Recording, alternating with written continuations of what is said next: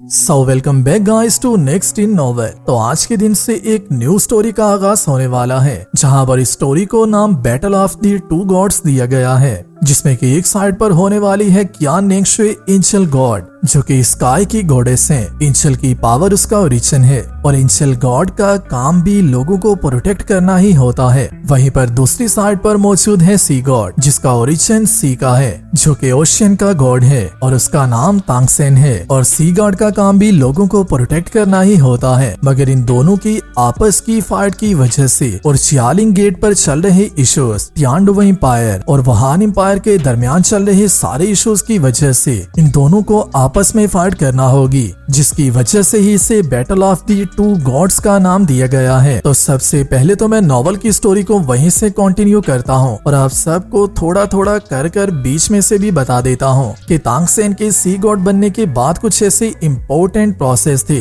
जिनको के तांगसेन ने कंप्लीट कर दिया था, मगर सीरीज में आप लोगों ने नहीं देख पाए। जिनमें सबसे पहला प्रोसेस ये था कि तांगसेन सेक्रेट टावर के सारे गार्डियंस को ये कह देता है कि आज के बाद आप सब लोग ही मिलकर हाई प्राइस्ड होने वाले हो और सी गॉड आइलैंड पर जितने भी काम हुआ करेंगे उन सब को आप लोग मैनेज किया करोगे, जिनके हेड सी ड्रैगन गार्डियन है और बाकी के सारे गार्डियन उनकी हेल्प किया करेंगे और ये सब लोग बोसाइक्शी के सारे कामों को एक साथ मिलकर हैंडल करेंगे। जिसके बाद दूसरी बात तांगसेन उन सबको ये बताता है कि मैं यहाँ से जाने वाला हूँ, मगर मैं जाते हुए यहाँ पर अपनी थोड़ी सी डिवाइन पावर को छोड़ जाऊंगा। तो अगर तो आप लोगों को कोई भी इशू हो तो आप लोग मेरी डिवाइन पावर के थ्रू मुझे डायरेक्टली कांटेक्ट कर सकते हो। अगर तो आप लोगों को मेरी हेल्प की नीड हो या फिर किसी भी किस्म का ओशन का मामला हो तो मैं उसमें आप सब की हेल्प करने के लिए जल्दी से वापिस आ जाऊंगा। जिसके बाद थर्ड काम ये होता है कि क्यान नेंगशुई, जिसको कि जैसे ही इस बात का पता चलता है कि तांगसेन सी गॉड बन चुका है, वो तांगसेन को ओपनली चैलेंज कर देती है और तांगसेन के साथ फाइट करने के लिए आने लगती है। जिसके साथ आल्सो फाइट करने के लिए तांगसेन भी तैयार होता है। तो यहाँ से स्टार्ट होती है हमारी battle of the two gods की ओरिजिनल स्टोरी, जहाँ पर जैसे ही क्यान नेंगशुई तांगसेन के साथ फाइट करने के लिए आ जाती है तो उसी के साथ ही सबसे पहले तो तांगसेन शाओवू को दोबारा से अपनी डिवाइन पावर के अंदर इन्वेल्व कर लेता है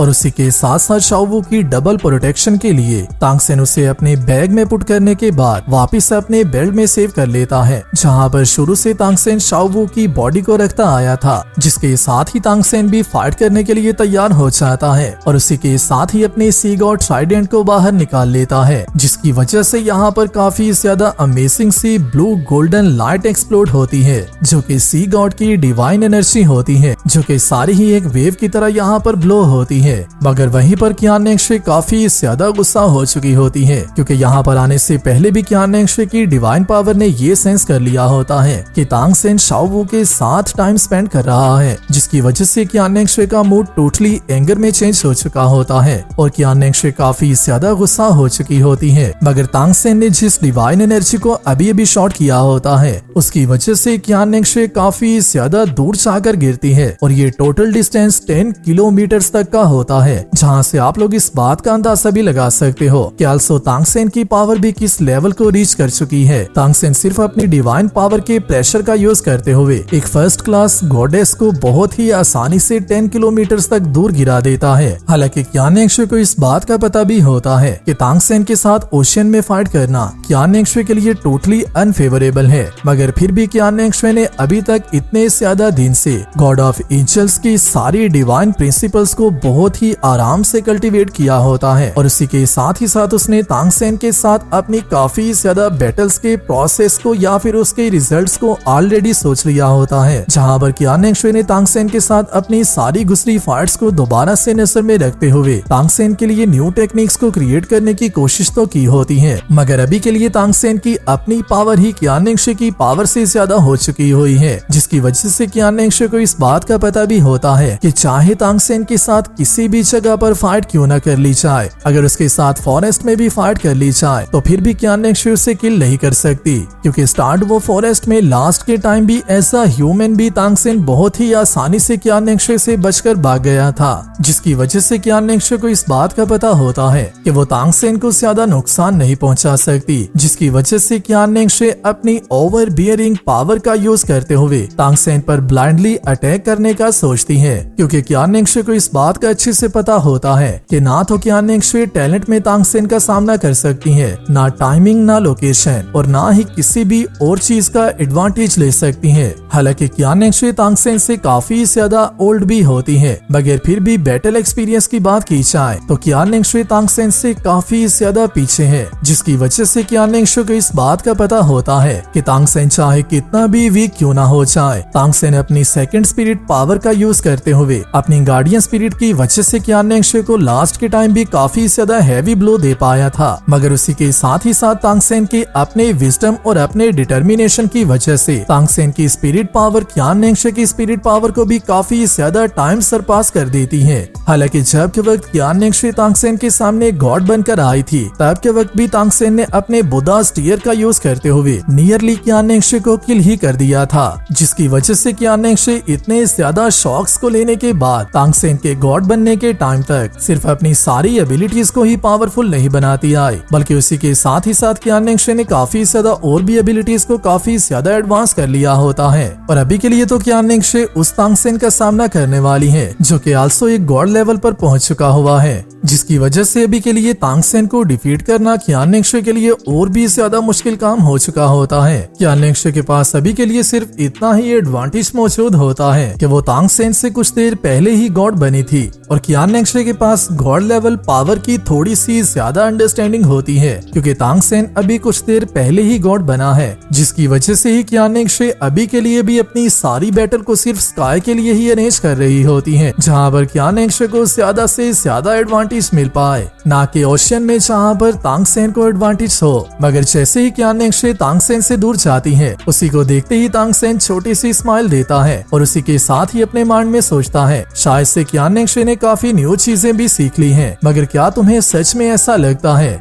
कि मैं ओशन से दूर अपनी सी की पावर को यूज नहीं कर सकता? सी इस पूरे वर्ल्ड के 70% से ज्यादा एरिया को कवर करता है, जिसकी वजह से मैं चाहे इस वर्ल्ड के किसी भी कॉर्नर में क्यों ना चला जाऊं, मैं वहां पर भी इस पावर को यूज कर सकता हूं, जिस तरह के तुम अपनी सन की पावर को कहीं भी यूज कर सकती हो। जिसके साथ ही तांगसेन अपने सी गॉड ट्राइडेंट के साथ क्यान नेंगशे की तरफ पॉइंट करते हुए कहता है, मैंने तुम्हें काफी देर वेट करवाया है। जिसे कि जैसे ही क्यान नेंगशे सुनती है और तांगसेन को अपनी तरफ ना आता हुआ देखती है, तो उसी के साथ ही क्यान नेंगशे काफी ज्यादा शॉक रह जाती है। मगर उसी के साथ ही क्यान नेंगशे की बॉडी की साइड्स पर गोल्डन कलर की लाइट इन्वेल्प होना स्टार्ट हो जाती है, जिसे कि अभी से पहले तांगसेन ने कभी भी नहीं देखा होता। मगर तांगसेन इस सारी डिवाइन पावर को सेंस कर रहा होता है। मगर उसी के साथ ही तांगसेन भी अपनी डिवाइन पावर को चार्ज करना स्टार्ट कर देता है और इसी के साथ जैसे ही ये दोनों एक दूसरे के सामने होते हैं, तो उसी के साथ ही क्यान नेंगशे तांगसेन से कहती है, तुम्हारे गॉड बनने पर तुम्हें कंग्रेचुलेशंस। मगर वहीं पर जैसे ही क्यान नेंगशे तांगसेन के साथ बात करती है, तो क्यान नेंगशे की हार्ट बीट्स और भी ज्यादा तेजी से एक्सेलरेट करने लगती हैं,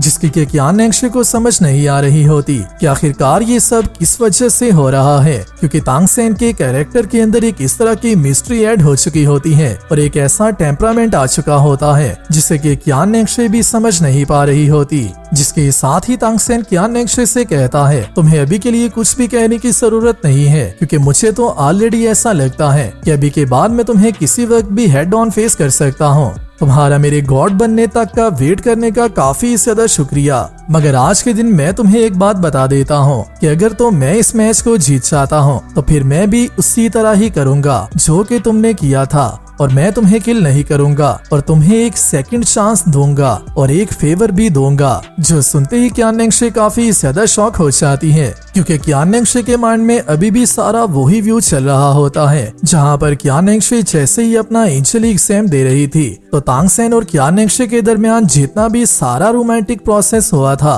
वो सब ही क्यान नेंगशे को अभी भी याद आ रहा होता है। मगर उसी के साथ ही क्यान नेंगशे इन सारी बातों को याद करते ही तांगसेन से दोबारा से कहती है, क्या तुम मेरा दिल तोड़ना चाहते हो? जो सुनते ही तांगसेन दोबारा से क्यान नेंगशे पर स्माइल देता है और उसी के साथ ही उससे कहता है, अगर तो मैं तुम्हारे हार्ट की वीकनेस हूँ, तो फिर ये वीकनेस हमेशा ही एग्जिस्ट करती रहेगी, चाहे तुम कुछ भी क्यों ना कर लो। हालांकि हमारी स्ट्रेंथ एक दूसरे के इक्वल भी क्यों ना हो जाए, तो तुम फिर भी मुझे इस तरह से कभी भी डिफीट नहीं कर सकती। तुम्हें यहीं पर सरेंडर कर देना चाहिए मिस क्यान नेक्शुए। अगर तो तुम आज भी सरेंडर कर देती हो और छुप कर रहना स्टार्ट कर देती हो और स्पिरिट एम्पायर की हेल्प करना छोड़ देती हो, तो मैं तुम्हें यहाँ से ठीक ठाक जाने दूंगा, क्योंकि चाहे बात कोई भी क्यों ना हो, हम दोनों के दरमियान कोई भी ट्रू हेट मौजूद नहीं है। ना तो मैंने तुम्हारा कुछ बिगाड़ा है और ना ही तुमने मेरा कुछ बिगाड़ा है। जो सुनते ही क्यान नेक्शुए तांग सेन से कहती है, अगर तो तुम मुझे इसी तरह से डील करना चाहते हो तो ये सिर्फ तुम्हारा ड्रीम ही रहेगा। मैं इस बात को तो मानती हूँ कि तुम्हारा बैटल एक्सपीरियंस मेरे से काफी ज्यादा है, मगर क्या तुम्हें ऐसा लगता है कि तुम दोबारा से मुझे फूल कर पाओगे? तुमने भी ऑलरेडी डिवाइनिटी को अचीव कर लिया हुआ है, जिसकी वजह से मुझे ऐसा लगता है कि अभी के लिए हम दोनों को अपनी गॉड लेवल पावर्स का यूज करते हुए फाइट करना चाहिए। क्योंकि चाहे तुम मेरे हार्ट की वीकनेस भी क्यों ना हो, जैसे ही मैं तुम्हें गॉड लेवल पर होने के बाद किल कर दूंगी तो मेरी ये वीकनेस भी उसी के साथ ही खत्म हो जाएगी। जो सुनते ही तांग सेन कुछ भी नहीं कहता, क्योंकि इससे ज्यादा तांग सेन क्यान नेक्शुए को कभी भी कन्विंस नहीं कर सकता। क्योंकि चाहे बात जो भी हो, फोर्स अपनी पावर को प्रूव कर सकती है और फोर्स के साथ ही कोई भी काम किया जा सकता है, जिसकी वजह से तांग सेन अपनी ब्लू कलर की लाइट को इमेंट करना स्टार्ट कर देता है और इसी के साथ ही तांग सेन की सी गॉड 8 विंग्स भी बाहर आना स्टार्ट हो जाते हैं, जिसके साथ ही तांग सेन की golden blue light spread out होती है और सारी ही तांग सेन की बॉडी के साथ फिट होना स्टार्ट हो जाती है और तांग सेन का सी गॉड का आर्मर रीअपियर होना स्टार्ट हो जाता है। हालांकि क्यान नेक्शुए जैसे ही तांग सेन के सारे रेमनेंट्स को बाहर निकलता हुआ देखती है तो क्यान नेक्शुए इनमें से किसी पर भी शॉक नहीं होती, बल्कि जैसे ही क्यान नेक्शुए तांग सेन के सी गॉड के 8 विंग्स को बाहर आता देखती है तो क्यान नेक्शुए ये देखकर काफी ज्यादा शॉक हो जाती है, क्योंकि तांग सेन के विंग्स का साइज तो क्यान नेक्शुए के एंजेलिक विंग्स के जितना ही होता है, मगर वहीं पर तांग सेन के पास क्यान नेक्शुए से 2 मोर विंग्स होते हैं, क्योंकि क्यान नेक्शुए के पास टोटल 6 विंग्स मौजूद थे और वहीं पर तांग सेन के पास 8 विंग्स होते हैं, जिसकी वजह से क्यान नेक्शुए काफी ज्यादा परेशान हो रही होती है। हालांकि उसे इस बात का पता होता है कि सारे ही गॉड लेवल कैरेक्टर फ्लाई कर सकते हैं, जिस पर के डाउट करना भी काफी बड़ी गलती है, मगर स्काइज की रूलर होने की वजह से क्यान नेक्शुए जो के गॉड ऑफ एंजल है, उसकी स्काई में फाइटिंग एबिलिटी सबसे ज्यादा अमेजिंग होनी चाहिए और वहीं पर सी गॉड जो के ओशियंस का रूलर है, उसकी वाटर की एबिलिटी सबसे ज्यादा पावरफुल होनी चाहिए। मगर तांग सेन के पास तो क्यान नेक्शुए से भी 2 ज्यादा विंग मौजूद होते हैं, जिसमें से किसी बात की भी क्यान नेक्शुए को समझ नहीं आ रही होती, जिसके साथ ही जैसे ही तांग सेन की सारी स्पिरिट रिंग्स उसकी बॉडी से बाहर निकलना स्टार्ट होती हैं, तो उसी के साथ ही क्यान नेक्शुए और भी ज्यादा शॉक रह जाती है, क्योंकि यहाँ पर तांग सेन के पास 9 रेड और 1 ब्लू गोल्डन कलर की साउल रिंग मौजूद होती है, जो कि सारी ही अपने आप में काफी ज्यादा अमेजिंग साउल रिंग्स होती है और इन सब की पावर और इनका ओरिजिन भी क्यान नेक्शुए की सारी साउल रिंग से ज्यादा स्ट्रॉन्ग होता है, जिसके साथ ही क्यान नेक्शुए समझ जाती है कि तांग सेन का कॉन्फिडेंस किस वजह से आ रहा है। तांग सेन के पास सिर्फ इसी बात का कॉन्फिडेंस मौजूद है कि उसकी पावर क्यान नेक्शुए से ऑलरेडी काफी टाइम ज्यादा हो चुकी हुई है, क्योंकि जैसे ही तांग सेन ने सी गॉड की डिवाइनिटी को हासिल किया था तो तांग सेन की सारी पावर आउटस्टैंडिंग पावर में चेंज हो गई थी। मगर उसी के साथ ही क्यान नेक्शुए कुछ देर सोचने के बाद दोबारा से तांग सेन की तरफ अपनी स्वॉर्ड पॉइंट करने लगती है और इसी के साथ ही अपनी हॉट ट्रू सन फायर की पावर को एक्सप्लोड करवा देती है, जो कि क्यान नेक्शुए की बॉडी में से निकलती हुई क्यान नेक्शुए की एंजेल वेपन के साथ जाकर अटैच हो जाती है, जिसके साथ ही क्यान नेक्शुए की अपनी सारी साउल रिंग्स भी बाहर आना स्टार्ट हो जाती हैं। हालांकि ये सारी साउल रिंग्स ही तांग सेन से एज में तो कम होती हैं, मगर वहीं पर इन सब की तादाद तांग सेन के साथ सेम ही होती है, जिसके साथ ही officially battle of the god start होने लगती है, जहां पर god of angels versus sea god मौजूद होता है। तांग सेन और क्यान नेक्शुए एक दूसरे के सामने मौजूद होते हैं और उसी के साथ ही अपनी डिवाइन पावर का यूज करना स्टार्ट कर देते हैं, जिसके साथ ही मैं इस वीडियो को तो यहीं पर कंप्लीट कर रहा हूं, मगर इससे नेक्स्ट वीडियो में आप सबको रियल बैटल देखने को मिलने वाली है, तो उससे लेकर आप लोग कितने एक्साइटेड हो नीचे कमेंट्स कर लाजमी बताना और ये वीडियो अच्छी लगी है तो वीडियो को लाइक भी जरूर कर देना। नेक्स्ट आने वाली वीडियो के लिए चैनल को सब्सक्राइब भी लाजमी कर लेना। मैं मिलता हूँ आप सबसे नेक्स्ट वीडियो में, तब तक अपना और अपने प्यारों का ख्याल रखियो।